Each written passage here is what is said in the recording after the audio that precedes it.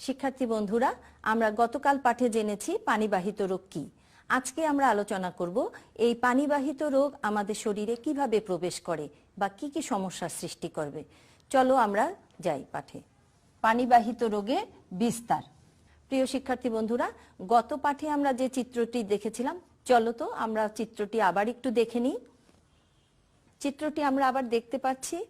দেখো এখানে কি কি ভাবে আমাদের পানি দূষিত হচ্ছে। লক্ষ্য করো বন্ধুরা, ওখানে কাঁচা পায়খানা আছে, সেখান থেকে মলমূত্র পানিতে মিশে পানিটা দূষিত হচ্ছে। কলকারখানার বর্জ্য সেটা পানিতে মিশে পানি দূষিত হচ্ছে। এখানে বাড়ি ঘরের আবর্জনা পানিতে ফেলে পানি দূষিত করছে, কাপড় কেচে পানি দূষিত করছে। এবার লক্ষ্য করো বন্ধুরা যে এই মানুষটি এখানে গোসল করছে, কাপড় ধুচ্ছে, তাহলে কি হচ্ছে, এই দূষিত পানিটি তার গায়ে লাগছে, সেখান থেকে তার নানা রকম অসুখ হতে পারে। এখানে দেখো গরু ছাগল, গরুকে এখানে গোসল করাচ্ছে, তাতে কিন্তু এই লোকের গায়েও কিন্তু এই দূষিত পানিটা লাগছে। এখানে দেখা যাচ্ছে দুজন মহিলা কলসে করে ময়লা পানি বাড়িতে নিয়ে যাচ্ছে, দূষিত পানি বাড়িতে নিয়ে যাচ্ছে। তাহলে এই পানি নিশ্চয়ই তারা কোনো বাসা বাড়িতে কাজে ব্যবহার করবে, পান করবে। এখানে দেখা যাচ্ছে একজন মহিলা সে বাসন মাজছে এই দূষিত পানি দিয়ে। তাহলে আমরা এই ছবি থেকে দেখতে পাচ্ছি এখানে আরেকজন মহিলা দেখছি গোসল করছে। তাহলে কিভাবে আমাদের শরীরের মধ্যে এগুলো যাচ্ছে, তাহলে আমরা একটু চিন্তা করি। দূষিত পানি কিভাবে আমাদের শরীরে প্রবেশ করে একটু চিন্তা করো। আমরা তো আগে চিত্রটি দেখেছি, এবার এখান থেকে একটু চিন্তা করে বের করো তো যে দূষিত পানি কি কি ভাবে আমাদের শরীরে প্রবেশ করে। নিশ্চয়ই এতক্ষণ তোমরা চিন্তা করেছো। চলো তাহলে আমরা একটি চার্ট পূরণ করি। শিক্ষার্থী বন্ধুরা, আমরা এই চার্টটি আগের যে চিত্রটি দেখেছি সেখান থেকে এই চার্টটি পূরণ করার চেষ্টা করি।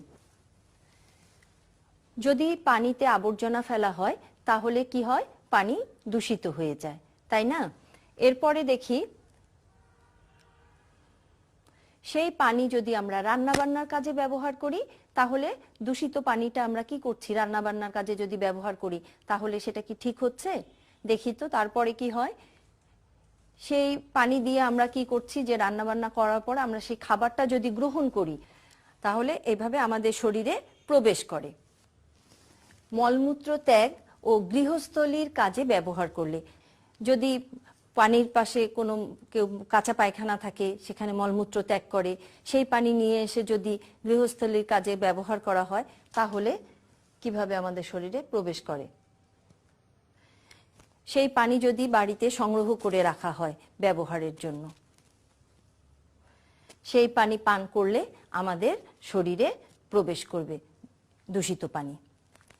তাহলে শিক্ষার্থী বন্ধুরা, চলো এবার আমরা একটি ভিডিও দেখি। ও না, দেখছো রাজু, সব বাচ্চারা কেমন অসুস্থ। দেখো স্কুলে যেমন শিখছি ঠিক তাই হইতাছে। ওই বাচ্চা পোলাটা পানির দ্বারে পায়খানা করতাছে, আর পায়খানায় কত রোগের বীজ আছে, খালি চোখে তা দেখা যায় না, কিন্তু ওইটাই আমাকে অসুস্থ করে। দেখ রাজু, জাদুর বলে রোগের বীজ দেখা যাইতাছে। ওই সাই রং দিয়া দেখতাছি রোগের বীজ কেমনে পানিতে মিশে। হায় হায়, ওই বাচ্চাগুলা ওই পানিতে মুখ ধুইতাছে, গোসল করতাছে। মাইনছে ওই পানিতে থালা বাসন ধুইতাছে।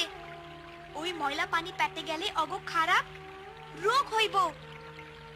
আরে ওই মাইয়ারা দেহি কলস ভরা পানি লইয়া যাইতাছে, কিন্তু ওই পানি খাইলে তো ডায়রিয়া হইব। ও তো জানে না পানিটা খারাপ।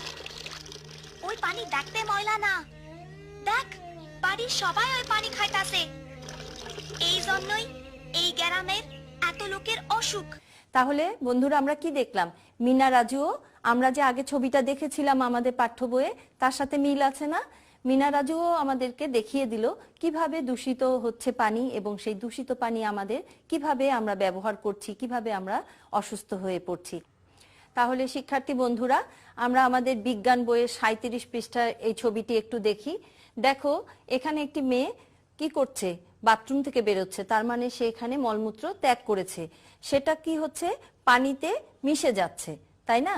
সেই পানি দেখো আবার পান করছে, তাহলে এই দূষিত পানি পান করলে কি হতে পারে?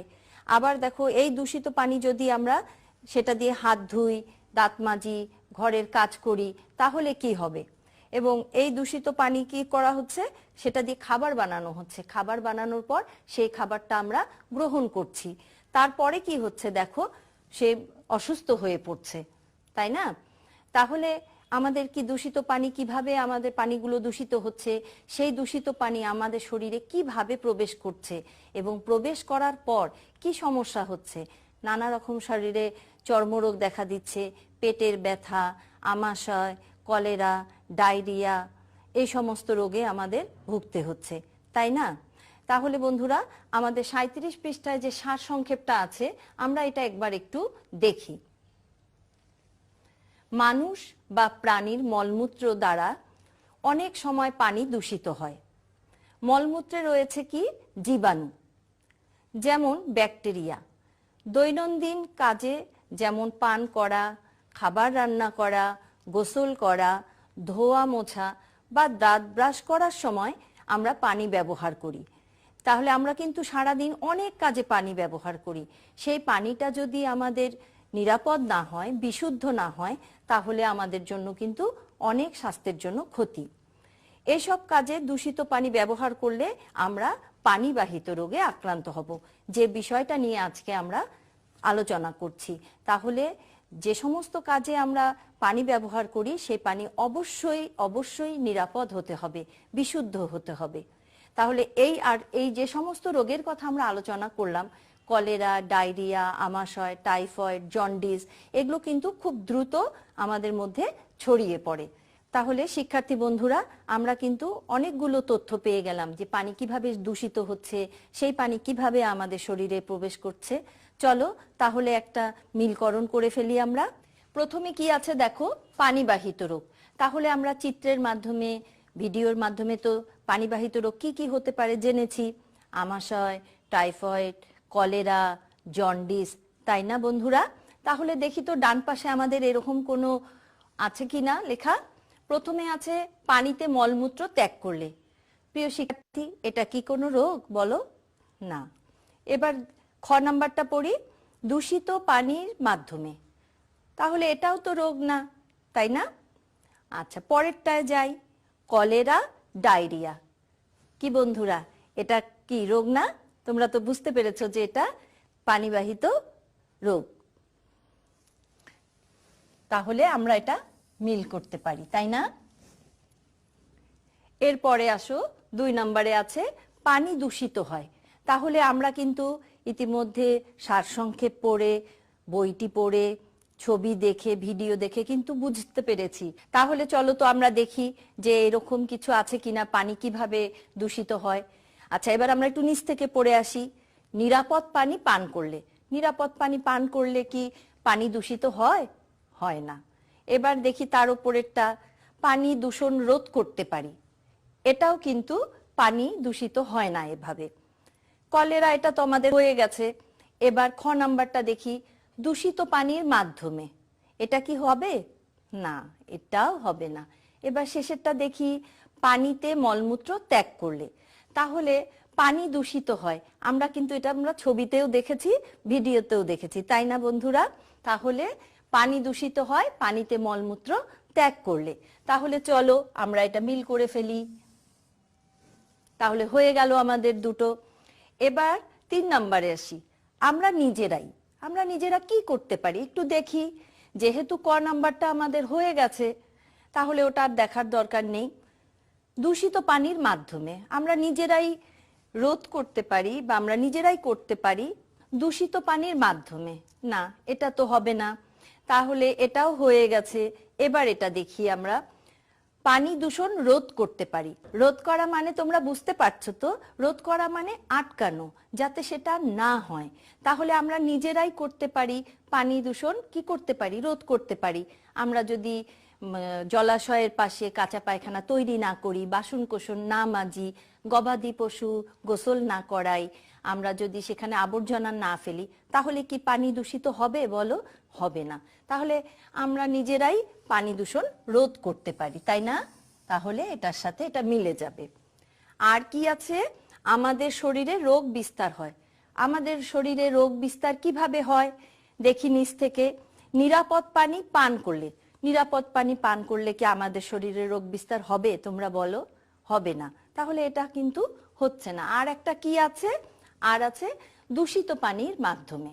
তাহলে আমাদের শরীরে রোগ বিস্তার কিভাবে করে?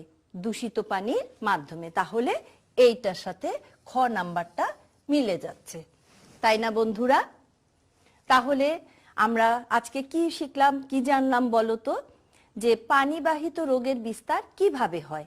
দেখো, পানিবাহিত রোগের বিস্তার কিন্তু অনেকভাবে হয়েছে এবং বেশিরভাগ ক্ষেত্রেই কিন্তু সেটা আমরাই, মানে মানুষরাই কিন্তু সেটা করেছি। জলাশয়ের পাশে কাঁচা পায়খানা তৈরি করেছি, পুকুরে গবাদি পশু গোসল করিয়েছি, গৃহস্থলীর বাসনকোসন মেজেছি, আবর্জনা ফেলেছি, কলকারখানার বর্জ্য ফেলেছি। এছাড়াও জমিতে কীটনাশক, তারপরে তোমার মাছের জন্য, মাছের খাবারের জন্য অনেক রকম রাসায়নিক খাবার দেওয়া হয়। তাহলে সেগুলো যদি আমরা জলাশয়ে না দিই, না ফেলি, তাহলে কি পানি দূষিত হবে? হবে না। আর সেই দূষিত পানি যদি দূষিত না হয়, এবং আমাদের প্রত্যেকটা কাজেই কিন্তু পানির প্রয়োজন, পানি ছাড়া কিন্তু আমরা একদিনও চলতে পারবো না। সেই পানিটা যদি বিশুদ্ধ হয়, নিরাপদ হয়, তাহলে কিন্তু আমাদের আর কোনো রোগবালাই হওয়ার সম্ভাবনা থাকবে না। তাহলে আমরা কিন্তু সব সময় চেষ্টা করব যাতে পানি দূষিত না হয়। এবং পানি দূষিত হয়ে গেলে আমাদের শরীরে কিন্তু নানা রকম কঠিন কঠিন অসুখ হতে পারে, যেমন কলেরা, ডায়রিয়া, জন্ডিস, টাইফয়েড। তাহলে এগুলো হলে পেটে ব্যথা হয়, পাতলা পায়খানা হয়, আমাশা হয়, বমি হয়। তখন কি হয়? তখন আমাদের ডাক্তারের কাছে যেতে হয়, অনেক কষ্ট হয়, তাই না? তাহলে আমাদের যাতে পানি দূষিত না হয় এবং আমাদের শরীরে যাতে দূষিত পানি না প্রবেশ করতে পারে, সেদিকে কিন্তু আমাদের কি হতে হবে? অনেক সচেতন থাকতে হবে, তাই না? তাহলে চলো আমরা বাড়িতে এই বিষয়ের উপর একটা কাজ নিতে পারি। এইটা বিষয়ের উপর তোমরা একটা বাড়ির কাজ নাও। খাতা কলম বের করো সবাই, আমি একটু বোর্ডে লিখে দিচ্ছি, তোমরা খাতায় লিখে নাও। দূষিত পানির মাধ্যমে আমাদের শরীরে জীবাণু কিভাবে প্রবেশ করে তা 3 বাক্যে লেখো।